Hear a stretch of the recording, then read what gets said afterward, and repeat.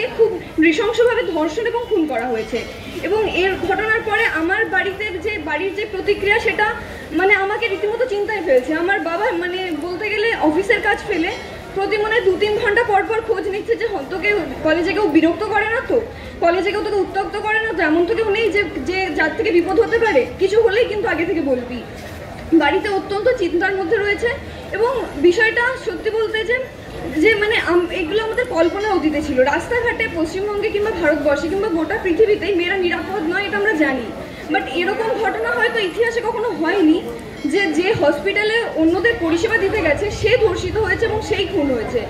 এবং এই ঘটনার পরে আমাদের জলপাইগুড়ি শহরটাও প্রচণ্ড শুনশান এবং এখানে রাত্রের পরে বেরোতে কিংবা রাতের পরে অনেক সময় আমাদের ওয়ার্ডে আসতে হয়, আমাদের স্যারেরা বলেন, সেখানে আসতেও আমরা একেবারেই নিরাপদ বোধ করছি না।